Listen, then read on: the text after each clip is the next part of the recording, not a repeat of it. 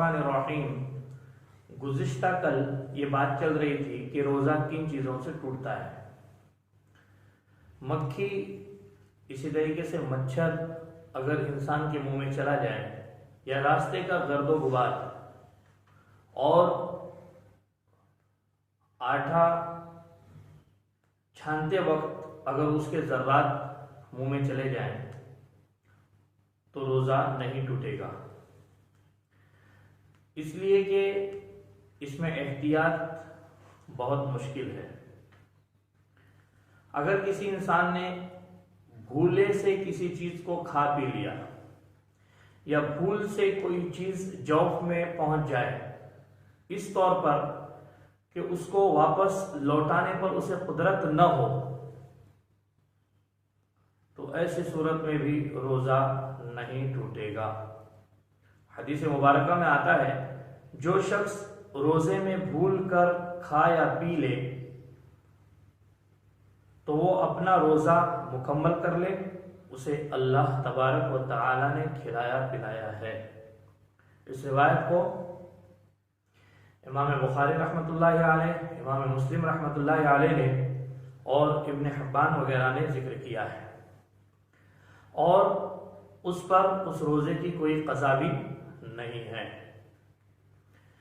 کسی کو بواسیر کی بیماری لاحق ہو جائے، بواسیر دو طرح کی ہوتی ہے، ایک خونی ایک بادی، کہ جس کا گوشت باہر آتا ہو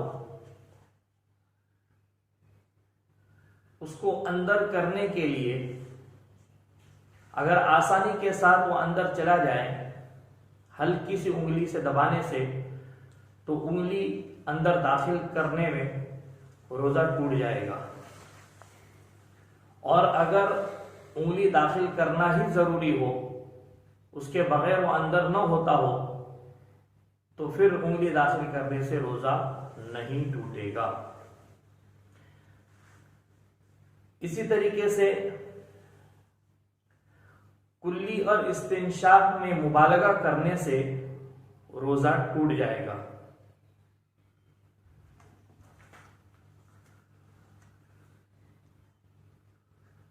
واجب اور مسنون غسل میں پانی کان وغیرہ میں چلا جائے تو کوئی حرج نہیں ہے، اور اگر غوطہ لگانے سے کان میں پانی جاتا ہو تو اس سے بچنا مشکل ہو تو غوطہ لگانا بھی حرام ہے، اور کان میں پانی چلا جائے تو اس سے روزہ باطل ہوگا۔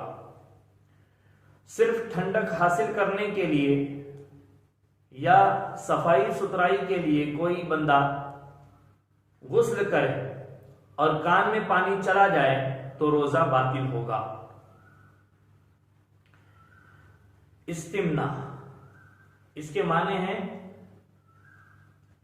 اپنے ہاتھوں سے یا کسی اور کے ہاتھوں سے یا بیوی کے ہاتھوں سے اپنی منی کو خارج کر دینا۔ اگر کوئی شخص اپنے ہاتھوں یا بیوی کے ہاتھوں یا کسی اور کے ہاتھوں سے بلا حائل یا حائل کے ساتھ منی کو نکالے تو روزہ باطل ہوگا، کیونکہ بغیر انزال کے جماع سے جب روزہ ٹوٹ جاتا ہے تو شہوت کے اس عمل سے بصورت انزال بدرجہ اولا روزہ باطل ہوگا۔ اسی طرح بغیر حائل کے بیوی کو چھونے، بوسہ لینے یا ساتھ لیٹنے سے منی نکلے تو روزہ باطل ہوگا، لیکن اگر حائل ہو، چاہے پتلا کپڑا ہی کیوں نہ ہو، تو روزہ باطل نہیں ہوگا۔ کھجلی وغیرہ کی وجہ سے شرمگاہ کو کھجائیں اور انزال ہو تو روزہ نہیں ٹوٹے گا۔ صرف کسی کو دیکھنے یا کچھ سوچنے کی وجہ سے انزال ہو تو روزہ باطل نہیں ہوگا، جیسا کہ عام دنوں میں یا روزے کی حالت میں احتلام کی وجہ سے روزہ باطل نہیں ہوتا۔ اگر شہوت کے ابھرنے کا اندیشہ ہو تو فرض روزوں میں بیوی کو چھونا اور بوسہ لینا دونوں ہی حرام ہیں۔ اگر ایسا کوئی خطرہ نہ ہو تو یہ جائز ہیں، مگر اس کو چھوڑ دینا، ترک کرنا اولا ہے، بہتر ہے، کیونکہ روزے داروں کو شہوتوں کو ترک کرنا مسنون لکھا ہے۔ حدیث مبارکہ میں ہے آپ صلی اللہ علیہ وسلم بعض ازواج مطہرات کا روزے میں بوسہ لیتے تھے۔ آپ صلی اللہ علیہ وسلم کو اپنی حاجت پر مکمل قابو تھا۔ یہ روایت متفق علیہ ہے، امام بخاری و امام مسلم رحمہم اللہ نے اس کو ذکر کیا ہے۔ لیکن بچنا چاہیے، اس پر دوسری روایت دلالت کرتی ہے، آپ صلی اللہ علیہ وسلم نے ایک بوڑھے شخص کو روزے میں مباشرت یعنی بیوی کے ساتھ صرف لیٹنے وغیرہ کی اجازت دی، بیوی کے ساتھ لیٹنے کی اجازت دی، اور دوسرے شخص کو جو جوان تھا اس کو منع فرمایا۔ ابو داؤد اور بہقی نے اس روایت کو نقل کیا ہے۔ اگر صبح صادق کا وقت ہو چکا ہو اور کوئی لقمہ اپنے منہ میں ڈال دے تو کیا حکم ہوگا؟ اگر صبح صادق کے وقت منہ میں کھانا ہو، لقمہ ڈال دیا اور اس میں سے کچھ نگل نہیں گیا بلکہ اس کو پھینک دیا یا پھر منہ میں ہی رکھا تو روزہ صحیح ہوگا۔ اور پھینکنے کی صورت میں اگر کچھ ہلکا سا اندر چلا بھی جائے تو کوئی حرج نہیں ہے، بصورت دیگر کہ اگر منہ میں ہی اس کو رکھا اور اس میں اگر ہلکا سا بھی چلا گیا تو روزہ صحیح نہیں ہوگا بلکہ روزہ باطل شمار ہوگا۔ دوران جماع صبح صادق ہو جائیں اور فوراً اپنی بیوی سے یہ جدا ہو جائیں تو روزہ صحیح ہے، درست ہوگا۔ اگرچہ بعد میں انزال بھی ہو گیا ہو تو کوئی مذائقہ نہیں ہے۔ اگر صبح صادق ہوتے ہی جدا نہیں ہوا، چاہے اسے صبح صادق کا علم ہو یا نہ ہو، تو پھر روزہ صحیح نہیں ہوگا۔ عام طور سے لوگ پوچھتے ہیں کہ علاج معالجے کے لیے انجیکشن لگوانے کا کیا حکم ہے؟ روزے کی حالت میں انجیکشن لگوا سکتے ہی نہیں لگوا سکتے ہیں؟ روزے کی حالت میں بطور علاج انجیکشن لگوانے میں کوئی حرج نہیں ہے، اس سے روزہ فاسد نہ ہوگا۔ تیسری شرط لگائی تھی، تیسرا رکن ذکر کیا تھا، روزوں کے 3 ارکان ذکر کیے تھے، جس میں تیسرا رکن ذکر کیا تھا کہ خود اس کا روزے دار ہونا۔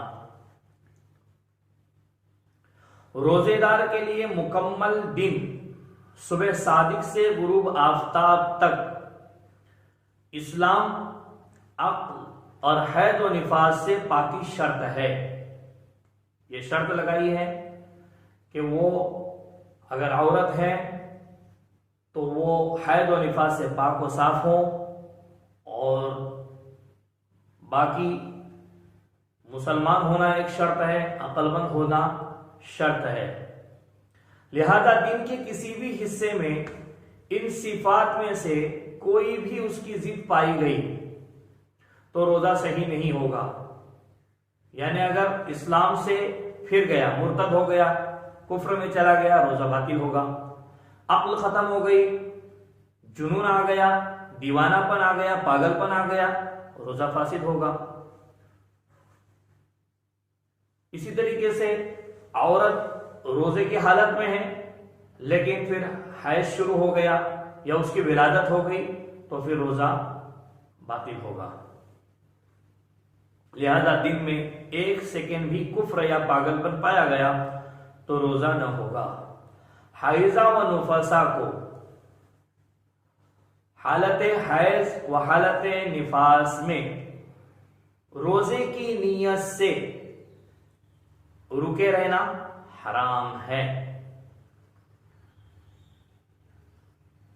اس لیے کہ اب ان کا روزہ نہیں ہے تو پھر روزے کی نیت سے رکے رہنا یہ اسلام اس کی اجازت نہیں دیتا، اس لیے کہ اگر روزے کی حالت میں کسی کی جان بھی چلی جائے بھوک یا پیاس کی وجہ سے تو اس کو شہادت کا درجہ مل سکتا ہے، لیکن جو روزے کی حالت میں نہیں ہے اور حیض و نفاس کی حالت میں اپنے آپ کو روزے دار شمار کرتے ہوئے اگر کھانے پینے وغیرہ کی چیزوں سے اجتناب کریں تو اور اس میں اس کی جان چلے جائیں تو پھر یہ اسلام اس کی گنجائش نہیں دیتا، اس لیے کہ یہ خودکشی کے دائرے میں شمار ہو سکتا ہے۔